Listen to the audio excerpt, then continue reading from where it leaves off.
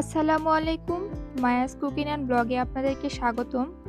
আমার আজকের রেসিপি খেজুর গুড়ের পায়েস। আর আমরা এটা কম বেশি সবাই অনেক পছন্দ করে থাকি। আমরা কিভাবে গ্রামে এভাবে খেজুর গুড়ের পায়েস রান্না করি সেটাই আজকে আপনাদেরকে দেখাবো। তো চলুন রান্না শুরু করা যাক। আমি এখানে প্রথমে একটি মোটা শাঁসওয়ালা একটা নারকেল বা ডাব নিয়ে নিয়েছি, যেটাকে নারকেল না ডাবই বলা চলে, যেটা শাঁসটা অনেকটা মোটা হবে ঠিক এমনটা। এখন আমি একটা চামচের সাহায্যে এভাবে হাত দিয়ে উঠিয়ে নেব। এভাবে এমন শাঁসের বা এমন পুরুত্বের নারকেল দিয়ে কিন্তু পায়েস রান্না করলে খেতে অনেক বেশি মজা লাগে, যেটার হচ্ছে শাঁসটা কিছুটা হালকা শক্ত এবং হালকা নরম থাকে। শাঁসটা উঠানো হয়ে গেলে এবার আমি এটা কুচি কুচি করে কেটে নেব। যেহেতু আমি পায়েস রান্না করতেছি আর এই হালকা শাঁসের নারিকেলটা নিয়েছি, সেহেতু যদি এই নারিকেলটা কুচি করে দিই তাহলে খেতে কিন্তু অনেক বেশি মজা লাগে। তো কুচি করা হয়ে গেছে আবার নারিকেলগুলা। এবার আমি এখানে নিয়ে নিয়েছি, আমি এখানে 1.5 লিটারের মতো গরুর দুধ নিয়ে নিয়েছি। দুধটা আমি জাল করে নেব। আর যেহেতু আমি মাটির চুলায় রান্না করতেছি, সেহেতু আমি চুলার আঁচটা আস্তে রাখারই চেষ্টা করেছি। দুধটা জাল দিয়ে নিচ্ছি এবং এর ভিতরে দিয়ে দিচ্ছি আমি চিনি গুঁড়া চাল, যেটা আমি আগে থেকে ভিজিয়ে রেখেছিলাম আধা ঘন্টার মতো। তার সাথে দিয়ে দিলাম 2টা তেজপাতা, 2টা দারচিনি আর 5-6টা সাদা এলাচ। এবার সবগুলো উপকরণ খুব ভালোভাবে নেড়েচেড়ে আমি এর সাথে মিশিয়ে নেব।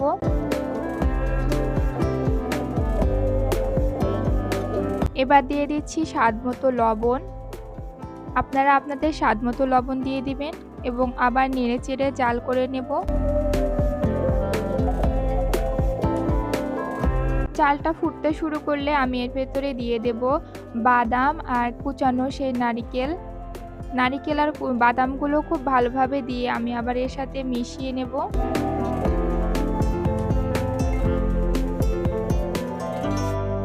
মেশানো হয়ে গেলে এবার এটা জাল করব যতক্ষণ না পর্যন্ত এটা শুকিয়ে আসছে এবং খুব ভালোভাবে চালগুলো সেদ্ধ হয়ে আসছে। দুধটা যখন শুকিয়ে আসবে এবং চালগুলো যখন সেদ্ধ হয়ে যাবে তখন এর ভেতরে আমি খেজুরের গুড় দিয়ে দিব। প্রথমে আমি অল্প পরিমাণে খেজুরের গুড় দিয়ে সেটা খুব ভালোভাবে পুরো পায়েসের মধ্যে মিশিয়ে নিলাম। এরপরে আমি আবারও অ্যাড করে দেব খেজুরের গুড়। আপনারা যে পরিমাণে মিষ্টি খাবেন সেই আন্দাজে মিষ্টি দিবেন। আমি আমাদের আন্দাজ মতো মিষ্টিটা দিয়ে দিয়েছি, আমরা যেরকম মিষ্টি পছন্দ করি।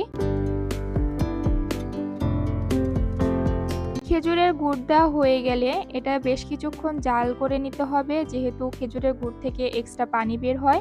সেজন্য আমি এটা 5-6 মিনিটের মতো জাল করে নিয়েছি।